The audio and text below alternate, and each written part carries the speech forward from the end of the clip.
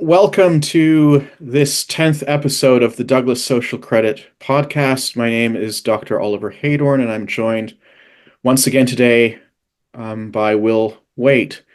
And today we thought we would talk about The Lord of the Rings, the novel by Tolkien, as a sort of allegory for Douglas Social Credit, because whenever you talk about something that is so far out of the box as Douglas Social Credit, it is often very difficult for newcomers to understand it correctly. They try to understand it in existing economic, financial, political categories, and those categories, of course, because they belong to false, conventional political and economic spectra, do not map on very well to Douglas Social Credit, which is, outside of those paradigms entirely.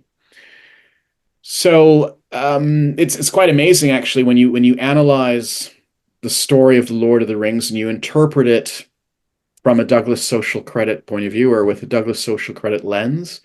I should mention before any of the Tolkien purists get upset that yes, Tolkien did say he did not intend the Lord of the Rings as an allegory, that he didn't really like allegory as a literary form. However, he did write a letter to Joanna de Bertodino, I think was her name, and said, well, you could interpret it as an allegory of illegitimate power.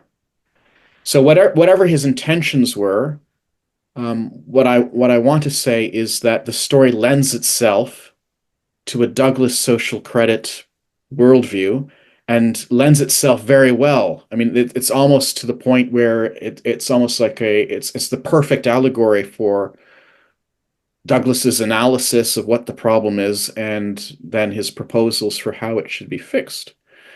So we're going to discuss various points of contact between Douglas Social Credit and the Lord of the Rings.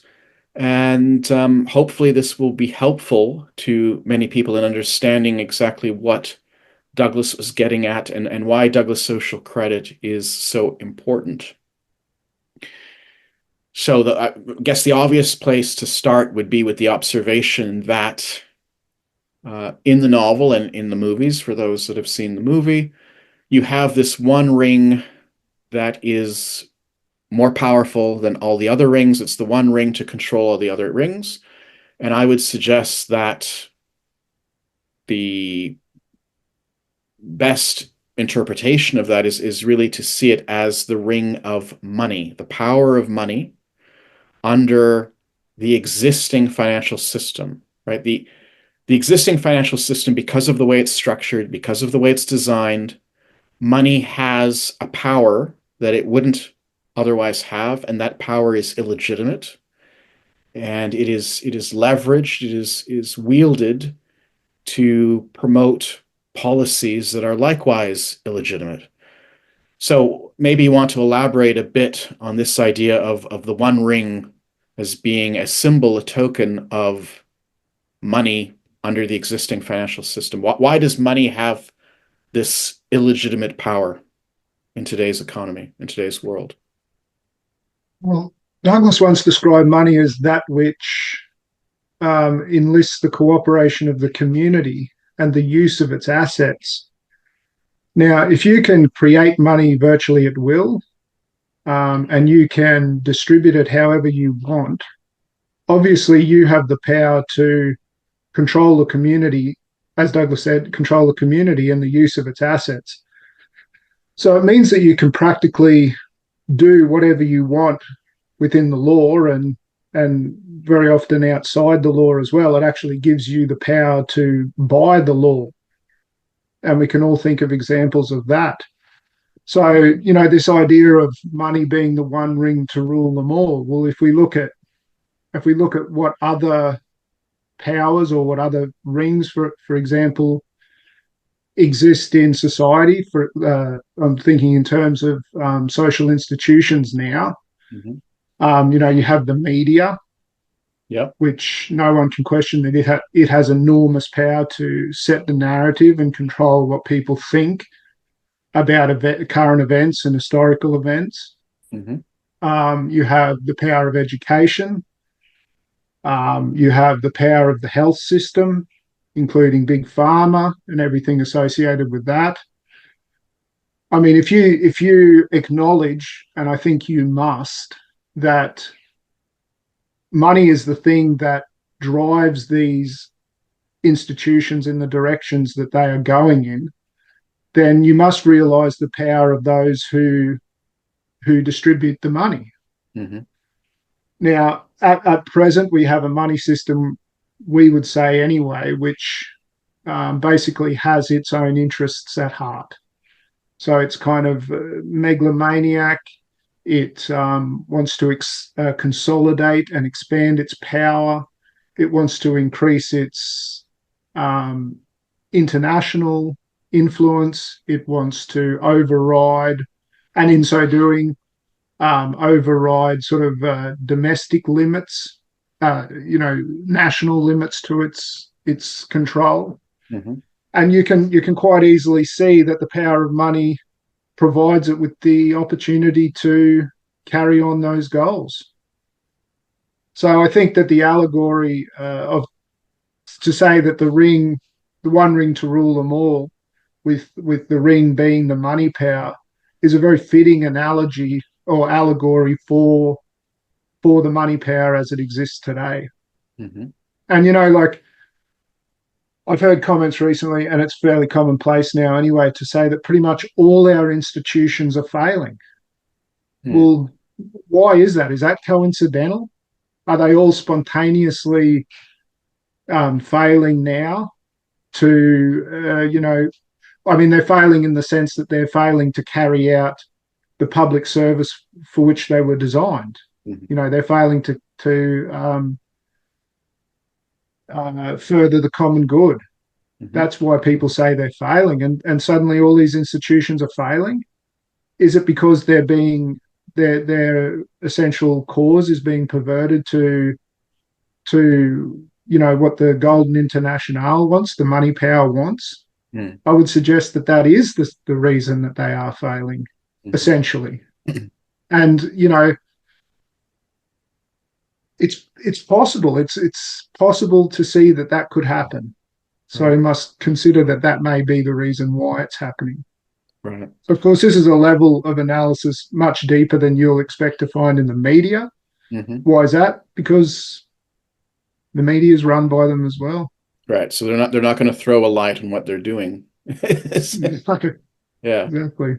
One thing that I wanted to add, to kind of flush this out a bit more, is the fact that the existing financial system, because of the way it's designed, it doesn't provide us with an accurate picture of the physical economy, right? So it systematically underestimates our capacity to produce, and it systematically underestimates our capacity to consume.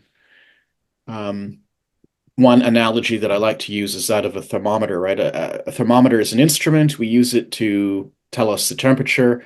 If it's 27 degrees Celsius outside and we take it outside and it reads 27 degrees Celsius, then it's giving us accurate information. We can make appropriate decisions, right, in terms of what to wear, let's say.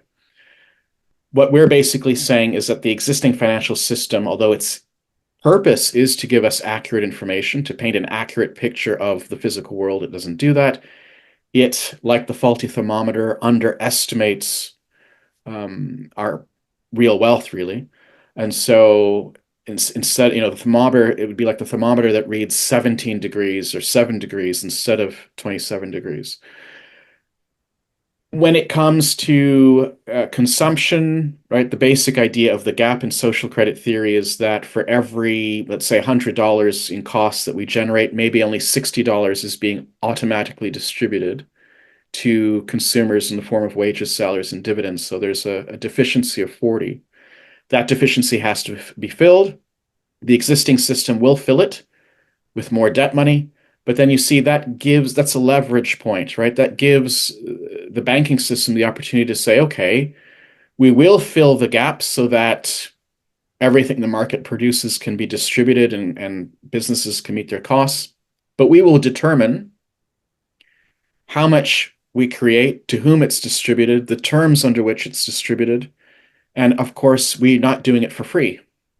So we'll fix the problem, but then there's going to be service charges, compound interest, et cetera, et cetera, et cetera. So there's a tremendous amount of control that's bound up in the system, and because money is artificially scarce in this sense, and it provides the banking system with the opportunity to compensate for the scarcity, money becomes not just like a neutral tool or a neutral instrument. It becomes a tool for imposing policy, a tool for rewarding or punishing, a tool Mm. for centralizing wealth, privilege, and power in the hands of those who can create the money.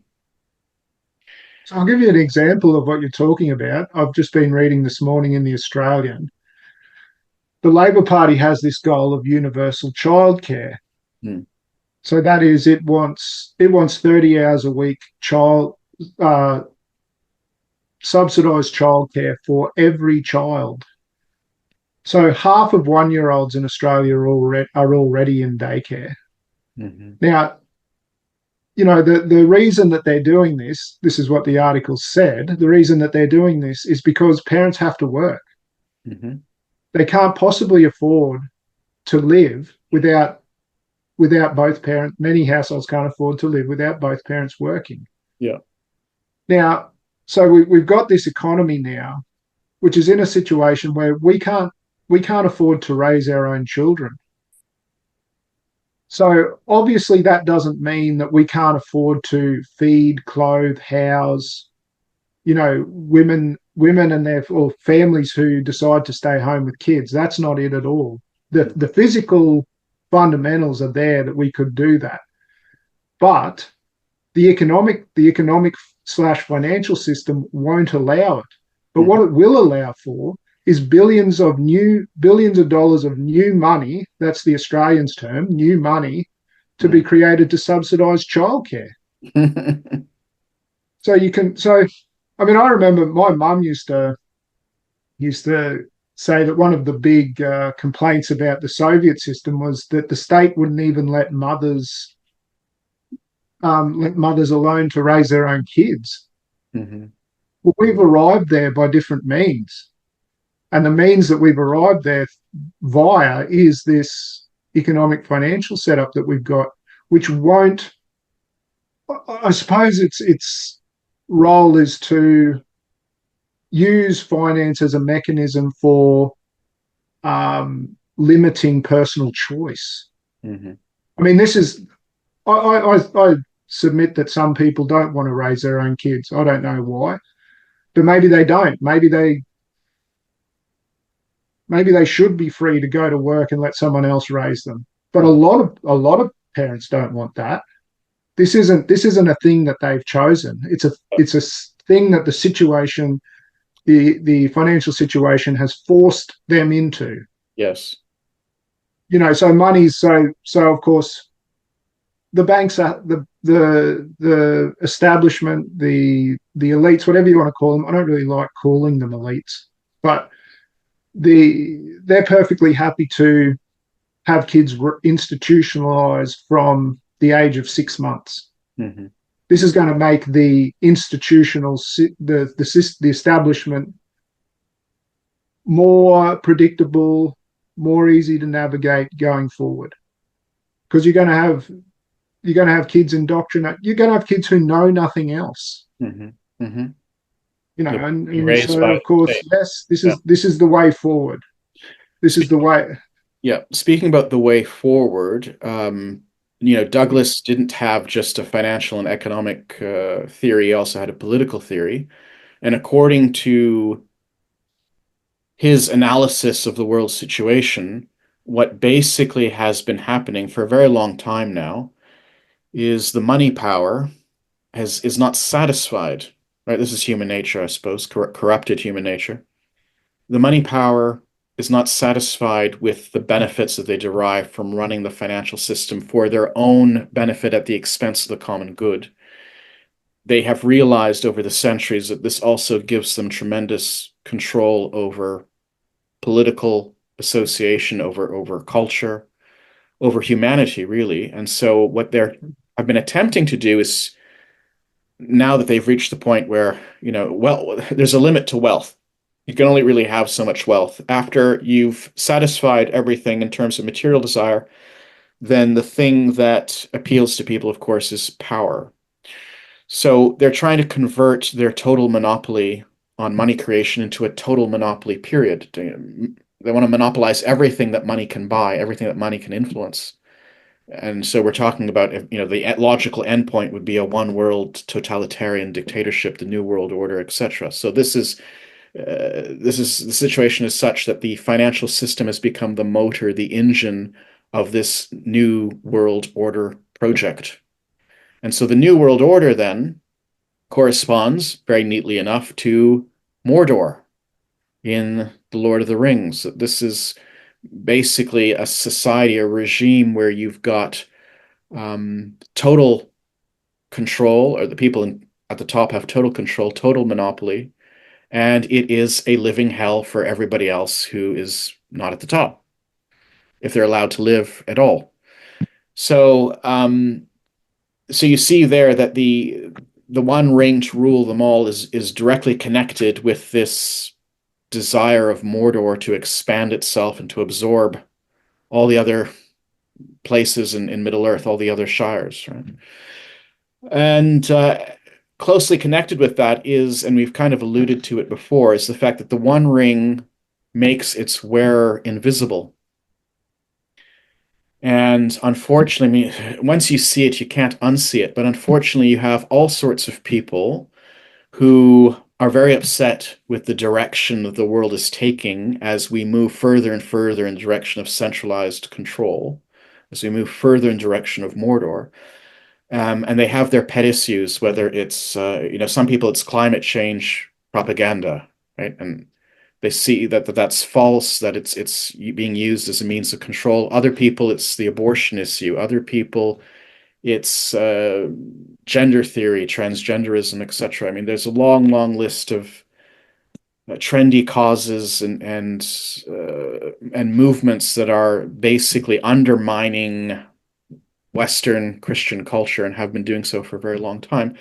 And these people react to these things and they try to stop it, and but a lot of them think it's just the culture, it's just an organic, spontaneous development. It's because of, human nature, and people aren't going to church. And so it's just happening, not realizing that it's actually being induced from the top down.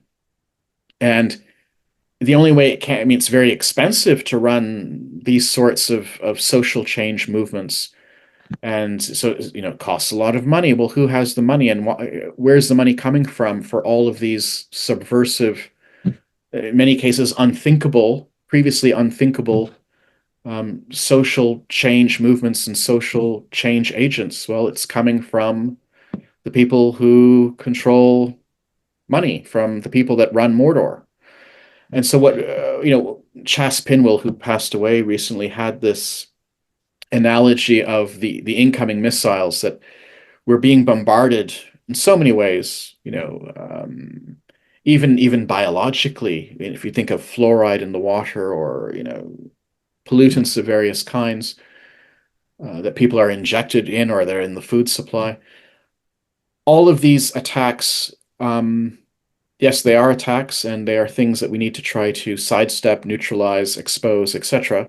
But so very few people see the origin of where all this is coming from, and so it's a bit futile to run around trying to catch all the incoming missiles if one is not even aware that there's a missile launcher, and that if we took out the missile launcher, then the people launching the missiles would no longer be able to attack us in that way. And the missile launcher, of course, is the financial infrastructure which is being run for the benefit of an oligarchy at the expense of the common citizen, and has been that way for many, many centuries. It's intensified in the last few decades, and it's the reason why we are where we are. And we have no hope of changing the situation by responding to these incoming missiles. We have to take, speaking metaphorically, we have to take the One Ring, the ring of power, throw it into the cracks of Mount Doom, where it will be dissolved, where the power of money will be decentralized through monetary reform. And that is what Douglas social credit intends, that the money system should be an honest system. It should be a functional system. If it were designed properly, it would actually be a mechanism for distributing power to everyone in society through the dividend, through the discount. And for example, people, if they wanted to raise their children at home, the economy can certainly physically afford that. A Douglas social credit system would make it financially feasible. And that, if Yeah. that would be healthier, it's what most people would prefer. It's physically possible, so why doesn't it happen? Well, we've got it. It's the money system is the blockage. Yeah. Now, what would you? I'm just thinking of people watching this, and they might detect a certain conspiratorial um, conspiracy theory here, which is, I don't know, it's unpalatable to a lot of people for some reason. Well, it's because I suppose that the media's done a number on anyone who doesn't accept the official narrative, and if you suggest that something else might be going on, then you've got to be a nutcase. Hmm. Um, what would you say to people who say, "Oh, this it can't be like this"? I would just point out that, what's a conspiracy? A conspiracy is simply an agreement amongst several people in secret to pursue some antisocial objective. And conspiracies have always occurred. History is littered with conspiracies. That's not to say that every quote unquote conspiracy theory is true. Many of them are false, but that's not the point. The point is, and you don't even have to talk about it in terms of conspiracy. It's just anyone should know this. Anyone who's been alive on this planet, who's had any experience, should know that this is the way things work. When you've got vested interests who are powerful, those vested interests enjoy the privilege that their position gives them, the illegitimate privilege that their position gives them, and they don't want to change anything in a direction that would cause them to lose their special prerogatives. So they, partially just to maintain themselves, but also because they get a bit greedy, they try to use the immense power that they have to further their privilege, to intensify their privilege, to expand their privilege. So you have vested interests that are pursuing their own interest at the expense of the objective common good. What they don't realize, of course, however, is that every parasite, if it goes too far, it ends up killing the host, and then both the host and the parasite are doomed. So they should consider that it's not really in their enlightened self-interest even to be doing what they're doing, because eventually they're going to create the kind of world where they're bound to, directly or indirectly bound to lose everything themselves. We were talking last week about what Lord Acton said about absolute power. That the more absolute power, well, absolute's the absolute, but the the more powerful organization or a government becomes, the more it's going to deteriorate. Mm-hmm. The rapidity with which it deteriorates increases, if that makes sense. Yes, it tends to accelerate. So I think they're sort of, I think the one of the brightest hopes we have is actually the ambitions of the powerful, because Mm. it's a Tower of Babel situation, isn't it? That the bigger they get, the more fragile the whole thing becomes. And Yes. a lot of these efforts to sort of mitigate this damage is mitigating damage that the social dysfunction that this machine causes. Mm-hmm. And it doesn't make society actually any easier to manage, I don't think, even for them. Right. Right. The perversions are multitudinous, Yes. and they've sort of got to somehow try and Yes. deal with all these things. Well, Douglas does say in various points of his writings that what they're attempting to do, because it's against the laws that govern reality, because it's against the natural Mm. law, it has no hope of succeeding. It's unstable, and as you say, it becomes increasingly unstable because it's against the nature of reality. So the good Mm, news is that it won't work. It's not going to work. It will fail. The problem is, all the unnecessary fallout that imposes on everybody because they're attempting to do something that is against the nature of reality, that is ego. It's an egomaniac type of project. Yeah. mm, And so eventually it will collapse. What's the fallout going to be? What we're trying to do is to throw a light on all this so that we could take a different route. We can alter the timeline. yeah, We don't have to go down that path and learn the hard way and see it. Oh, isn't that awful? I mean, we already have the example of Soviet communism that collapsed after so many decades. Why do we want to do something, communism 2.0, and think that we're going to get a different result? yeah.